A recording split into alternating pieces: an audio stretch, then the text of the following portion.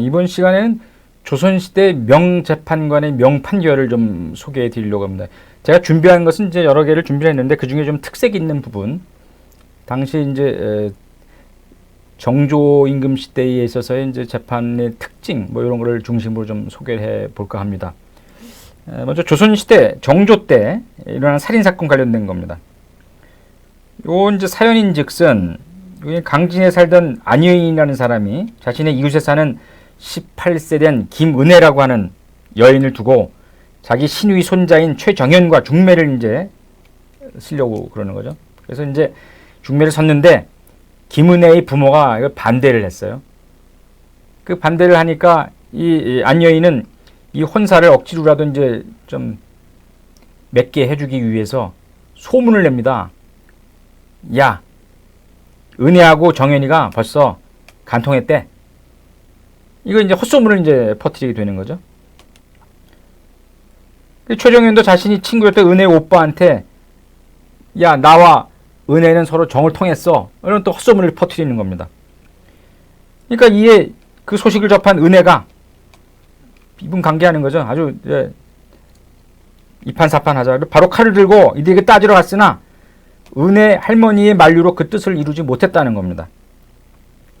얼마 후에 은혜는 김태중이라는 사람이 시집을 가게 되는데 이후에도 안여인과 정연은 은혜와 관련해 갖은 말을 다 꾸며서 진실보다 더 심하게 소문을 퍼뜨리고 다녔다.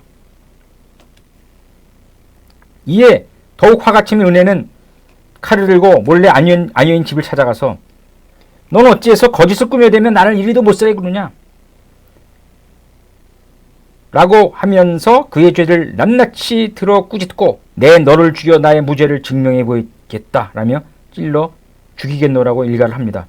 이 안여인이 대드는 거죠. 내가 감히 나를 찔릴 수 있을 것 같아. 찔려면 찔러봐. 너에게 그러한 사실이 없었다면 그러한 얘기가 왜 나왔겠어 이러면서 이제 외치자 화가 치민 은혜는 안여인을 난자하여 급기야는 죽게 만듭니다. 그리고 은혜는 곧장 최정현을 찾아가 죽이려 했으나 은혜 모친의 만류로 그 뜻을 이루지는 못하였습니다. 사정이 여기에 이르자 정현의 모와 조모가 은혜를 찾아와서 비는 거죠. 우리가 너에게 너무도 죽을 죄를 졌다. 안여인 그 여자는 실성한 사람이어서 그 말을 믿을 사람도 이제 없다. 또한 이미 죽었으면 너는 모함받은 고난을 씻지 않았느냐. 네가 만약 정현이를 고발하면 우리 집안이 결코 용서받지 못할 거니까 은혜야 더 이상 이 문제에 대해서는 거론하지 말아주었으면 한다며 손 모아 간청하였습니다. 손이 발이 되도록 빌었다 하는 얘기입니다. 그러니까 결국은 이제 은혜는 구속되는 거 아니라 난자취사죄, 난자에서 죽음에 이르렀다는 거죠. 신문을 받았습니다. 그래서 은혜가 자백을 하죠. 안여인을 난자에 죽인 것을 인정합니다.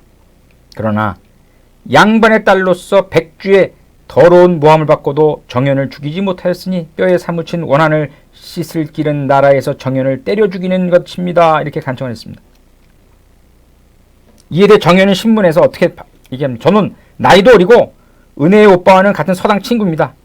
저희는 서로 내왕하면서 내외하지 않는 사이인데 실성한 안여인한테 다 미루는 거예요. 죽었으니까 헛소문을 퍼뜨려 이렇게 된 것입니다. 소위는 은혜와 간통한 사실이 없습니다. 결코 그러한 헛소문을 퍼뜨릴 이유가 없습니다.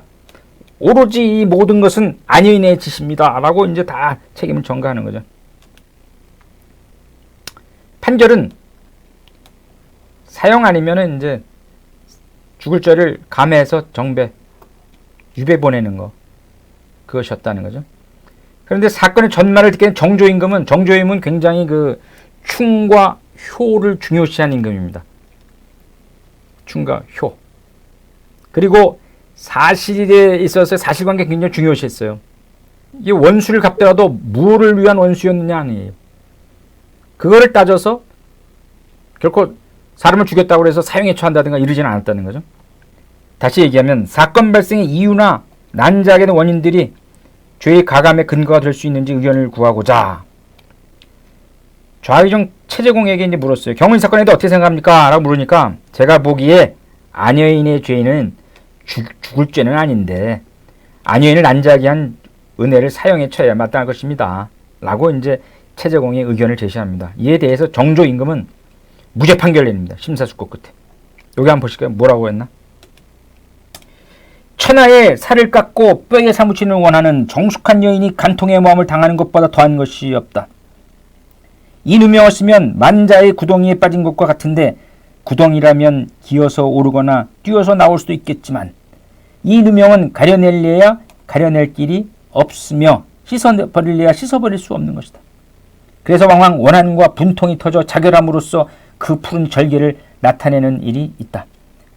은혜는 18세 되는 여자에 불과한데 더러운 모욕을 당한 것이다. 아녀인이 꽃을 꺾었다고 떠들고 다녔으니 시집가기 전이라 하더라도 오히려 자결함으로써 진위를 가리고 떳떳하게 자신을 밝혔을 것일진데 하물며 신혼초이처럼 중상모략을 당한 것이다. 한마디만 입 밖에 나가도 뭇 개들이 짖듯 떠들어대는 소리에 사면초가가 되었으니 원통합을 이기지 못하여 한번 죽어서 결판을 내려고 했으나 부질없는 죽음은 소용이 없어 알아줄 사람이 없다고 생각하여 칼을 들고 원수의 집으로 달려가 통쾌하게 설득하고 통쾌하게 꾸짖고 필경한 백주의 못된 여편네를 찔러 죽인 것이다. 표현도 아주 절절합니다. 이게 임금이 내린 무죄 판결의 이유입니다. 그리하여 고을 사람들로 하여금 자기에게 허물이 없음과 의당 원수를 갚아야 함을 분명히 알게 한 것이니 보통의 일반 여자들이 살인을 범하고는 이를 흐리게 하여 한가닥 요행을 바라는 따위의 짓은 본받지 아니하였다. 이는 열혈장보도 해내기 어려운 것이며 연약한 여자가 원한과 분함을 숨기다가 자결하는 따위와도 다른 것이다. 만약 이 일이 중국의 전국시대에 일어났었다면 춘추전국시대이죠. 사마천이 이 이야기를 유래전 끝에다 기록했을 것이다. 그만큼 대단한 일을 김은혜가 했다. 이렇게 지금 주장을 하는 겁니다. 그러니까 정조임금은 인륜의 상도 그리고 기계와 절조를 중히 여기는 뜻에서 은혜를 특별히 석방하는 동시에 그 사건의 개요와 판결문을 돈에 반포해라. 사람들에게 이러한 것이 없다면 짐승과 다를 바 없다는 뜻을 안팎에 널리 알리도록 했다 하는 것입니다. 여기 이제 보시면 은혜가 초지를 관철하기 위하여 정인을 죽일지도 모른다. 만약 그리 되면 은혜를 살리려다가 또 한 사람을 죽이게 되어 인명을 중히 여기는 뜻을 잃게 될 수도 있다. 강진 수령에게 일러 은혜가 다시는 정인에게 범행하지 않겠다는 다짐을 받고 이 사실을 전라가명에 보고하도록 하라. 이렇게 이제 명합니다. 정조 임금의 하나의 어떤 소위 가치관, 사상 뭐 이런 것을 이제 볼 수 있는 것이죠. 사람을 죽였다고 해서 그게 무조건 다 살인죄로 처벌하는 것이 능사가 아니고 처벌하는 게 능사가 아니고 그 왜 그런 범행을 저지르게 됐는가 이유 이런 걸 이제 연유를 잘 따져봐서 그에 맞게 그에 타당한 결정을 내려라 하는 것입니다. 이 정조 임금의 참 탁월한 생각을 읽을 수가 있습니다. 여기 보시면 이제 복수살인도 살인죄에 해당하나 대개 정상을 참작하여 석방하나 감사 경배하였고 부모나 부를 위한 남편을 위한 복수에 대해서는 매우 관대했던 당시에 여자의 정절을 지키기 위한 복수도 그에 못지않게 관대하게 처리했던 것으로 이제 보입니다. 그러던 것이 특히 정조대와지 정조대에는 그런 그 형과 관련돼서 사형 내릴 것에 있어서 경우에 있어서 굉장히 그 관대했던 그런 시기였습니다. 사안의 정상에 따라 벌하지 않거나 오히려 호역을 면제하는 특전을 주거나 크게 표창도 했다는 거죠. 사람을 죽였음에도 불구하고 처벌하지 않고 그것이 뭐 충액이했든 효액이했든 남편을 위해서든 뭐 여러 가지 정절을 보호하기 위해서든 그런 내용을 참작해서 이렇게 뭐 벌하지 않고 호역을 면제하는 특전을 주고 표창하기도 했다 하는 것이 이제 특징이라고 할 수 있겠습니다. 아마도 자손의 효도와 처의 절의를 드높이기 위한 것으로 법률에 앞서 윤리 도덕을 중시했던 것으로 보인다. 이건 이제 정조임금 초상화입니다.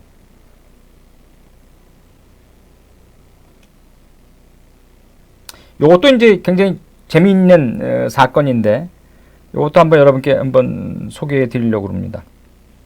제목을 범인은 집신을 버리고 황급히 도망친 자다 이렇게 달아놨어요. 조선 영조 때입니다. 한평에서 발생된 사건인데 한평 사람 최맹징의 집에 야밤에 그가 잠시 집을 비운 사이 누군가 침입해서 그의 처를 겁탈하려 했어. 이에 최맹징의 처가 도둑의 어깨를 물고 그 소리쳐 그 자를 쫓아버렸어. 그런데 그는 도망치면서 어떤 걸 남겼느냐? 집신을 문 앞에 자기 집신을 떨어뜨리고 말았다는 얘기입니다. 이게 이제 하나의 사실관계인데 보실까요? 최맹징이 그 집신을 주워 살펴보니 이는 그가 얼마 전에 같은 동네에 사는 김봉기란 자에게 만들어주는 것과 동일한 것이었다는 거죠. 집신이. 그러면 이제 그 집신을 떨구고 온 사람하고 그 김봉기와의 관계를 물어보면 되는 거 아니에요? 그래서 김봉기를 범인으로 의심케 한 것은 그의 어깨에 남겨진 이빨에 물린 것 같은 상처 자국이었다. 이로 인해 김봉기는 꼼짝없이 강간미수범의 혐의를 받게 되었습니다. 그러니까 여기에 대해서 이제 형사 재판하는 데서 신문하면서 여러 가지를 이제 추론해야 될 거 아니겠어요? 과연 이빨 자국도 있었다 그러니까 누구 이빨 자국이 있는 사람을 찾아야 될 거 아니겠어요? 뭐 그런 여러 가지 한번 봅시다. 이 사건을 둘러싸고 김봉기와 최맹진 양쪽 집안에서도 감정의 골이 깊어지게 되었고 이는 김봉기가 최맹진의 서자의 자손과 혼인한 사이였기 때문이었다. 뭐 이런 신분 관계도 뭐 이런 것도 있었던 모양이에요. 그런 차에 김봉기 조카인 김성도가 최맹징의 처에게 욕설을 퍼부는 일이 발생하게 되었고 이로 인해 최맹징의 처가 음독 자살을 하기에 이르렀던 것이다. 최맹징의 처가 음독 자살을 하기에 이르렀다네. 이에 김성도는 최맹징의 처에게 욕설한 죄로 장형에 처해졌다 하는 건데 김봉기는 이제 강간미수죄로 이제 아까 구속되었는데 사또가 그의 죄를 추궁하였습니다. 결국 이 사건의 신년 후에 다음과 같이 결정되었다. 한번 보실까요? 먼저 집신을 떨어뜨린 것과 관련해서는 문제의 집신을 최맹징이 만들었고 김봉기가 이를 신었으면 명백한 사실을 하겠으나 김봉기가 김성도에게 빌려줬다는 말을 얼떨결에 꾸며대는 것으로 여기고 이를 캐묻지 아니한 것은 신비를 미진한 것으로 매우 애매한 처사를 할 수 있다고 결론지었다. 그렇죠? 김봉기가 김성도에게 빌려줬다는 말 얼떨결에 꾸며대는 것으로 여기고 이를 캐묻지 아니한 것은 신비를 미진한 것이다. 이런 거죠. 둘째로 어깨를 물린 것 관련돼서 어깨에 상처가 있으니 이것으로서 증거가 될 수도 있으나 그것이 이빨에 의한 상처인지 혹은 손톱에 의한 상처인지를 밝혀내지 못하였으니 김봉기가 주장하는 바를 무시하고 그의 유죄를 인정할 수는 없다고 결론 내렸다. 어깨를 물렸는데 이것이 이빨에 물린 것인지 손톱에 의한 것인지 이것을 명확히 하지 않았다는 것이죠. 그러니까 그 자국이 어떤 것에 의한 자국인지를 잘 모르는 상황에서 결론을 내릴 수가 없다. 뭐 이런 얘기 같습니다. 셋째로 최맹징의 처의 자살 관련해서는 자살한 것이 그 시기가 늦든 이르든 상관이 없지만 자살한 것은 김성도 욕설이 있은 후에 발생한 것이다. 최맹징의 처가 남편과 어린 자식을 생각하느라 20여일 후에 자살을 결행한 것이라고 한다면 김성도가 욕설을 하지 않았다면 결행을 한두다 미루다가 결국 자살하지 아니할 수도 있었을 것이라고 보았다. 이것은 이제 이런 추측이 가능한 얘기입니다. 따라서 본 사건의 발단이 김봉기에 의해 비롯된 것이기는 하나 최맹징의 처의 자살과 김봉기 행위와는 직접적인 관련성이 없는 것으로 의견을 모았다. 그렇죠? 자살한 것과 그 김봉기의 행위와는 인과관계가 없다. 직접 관련성 없는 것을 보았다. 하신 것이죠. 이게 지금 보면 이걸 계속해서 추론을 해가는 겁니다. 나름대로 사실관계에 서로 관련성 이런 것을 지금 보는 거죠. 마지막으로 집신을 빌린 것은 빌려 신은 장본인일 뿐만 아니라 욕설한 김성도는 도주해서 그 행방이 묘연하니 강간미수범은 김봉기가 아니라 김성도일 수도 있다고 보았다. 그러므로 김봉기의 이를 이유로 하여 스스로 무죄임을 주장하는 것은 일리가 있는 것으로 결론 지었다. 요게 이제 나름대로 당시에 있어서의 하나의 어떤 재판 과정에서 신문 내용이라고 볼 수 있을 겁니다. 이상과 같은 점에 비추어 보아서 어떤 그 결론을 도달할 수 있느냐 하는 겁니다. 범인이 흘리고 간 문제 집신의 출처에 대해 아직 그 진위 여부가 불분명함에도 이 점에 대한 심리를 소홀히 한 점이 많으므로 이를 그대로 덮어준 채 김봉기를 사형에 처한다는 것은 의경지정, 의심스러울 때는 가볍게 처벌하는 원칙에 특히 어긋난다고 판단했다. 요거 여러분 굉장히 중요한 대목입니다. 당시에 형사재판에 있어서의 기본 원칙 중에 하나가 보면 의경지정이라고 하는 게 있습니다. 의경지정. 의심스러울 때는 가볍게 처벌하라. 의심스럽을 때. 아직 사실관계가 명확히 확정된 게 아니잖아요. 사실관계가. 즉 예를 들면 집신 출처에 대해서도 이게 누구 건지 명확하게 그걸 결정을 낸 바가 없잖아요. 그러니까 이런 한 4-5가지의 관련성을 심사숙고한 끝에 이 사람을 그 강간 미수죄로 해서 사형에 처한다. 이것은 좀 문제가 있다. 이런 이제 결론을 도출하는 것이죠. 당시 재판에 있어서의 하나의 특징입니다. 마구잡이식으로 재판하는 것이 아니라 합리적 추론에 의해서 A, B, C, D 뭐 이렇게 딱딱해서 부합 여부, 인과관계 여부 뭐 이런 걸 따졌던 것 같아요. 그리고 결론적으로 사실관계 확정되지 않았을 경우에 있어서는 확정된 것처럼 해서 그 형을 적용해서 범죄에 대한 그 형을 적용해서 안 되잖아요. 그러니까 의심스러울 때는 경하게 처벌해라. 뭐 이런 원칙을 아마 적용을 했던 것 같습니다. 결국 결론입니다. 김봉기는 사형을 가며 정배형에 처해졌다. 그와 동시에 최명기의 처에게는 처음에는 몸을 결백하게 지켜냈고 끝내는 죽음으로써 도리를 가려냈으니 고든 마음의 양반가의 본색을 잃지 않는 것은 높이 살만하다여 그 넋을 기르도록 하였다. 이에 최명진 가해는 호역, 집집이 나와서 하던 그 부역이죠. 호역을 면제하는 특전이 내려졌다.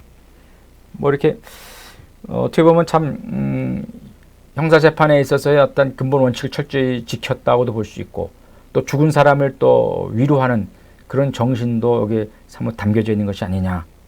또 하나의 어떤 사실관계, 사건을 통해서 당시에 있어서의 어떤 형벌에 대한 거, 재판에 대한 거 이런 하나의 어떤 생각, 관 이런 것을 엿볼 수 있는 내용이라고 할 수 있겠습니다.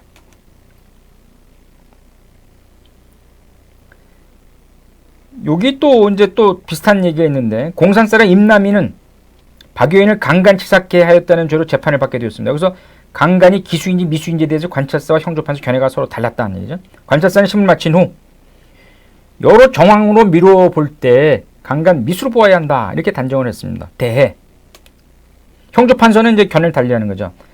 박효인의 목덜미에 난 손톱 자국, 엉덩이와 넓적다리 터진 살갗, 옷고름이 끊어지고 치마폭이 터진 점, 그리고 박효인이 속옷에 물든 흙의 색깔과 남이의 팔꿈치에 묻은 흙의 색깔이 다 같이 노란색인 점 등에 비춰볼 때 이는 강간 기수로 하는 것이 합당하다 이렇게 주장하는 겁니다. 그러니까 미수로 할 것이냐 기수로 할 것이냐 요 이제 차이점에 대해서 관찰사 형조판서의 견해가 이제 다른 거죠. 이에 대해 논란 끝에 이제 다음과 같이 결정되었다 하는 거죠. 이거 한번 텍스트 한번 보실까요? 즉, 지금 강간 사건을 보는 근거는 손톱 자국, 터진 살갗, 끊어진 옷고름과 터진 치마 그리고 서로의 옷에 묻은 흙에 지나지 아니한다. 그러나 강간하려고 다투려는 참에 엎치닥뒤치닥 구르며 다툴 때에는 그 남은 흔적이 이렇게 나오는 것이 필연적인 추세이다. 강간하려 시도하였던 것은 의심할 바 없으나 그렇다고 강간이 이루어졌다고 하는 명확한 근거 역시 없지 않은가. 이것만 가지고 어떻게 강간이 이루어진 증거로 삼을 수 있겠는가. 강간이 이루어지지 아니한 것으로 처리함이 합당하다. 이런 결론에 이제 도달하는 겁니다.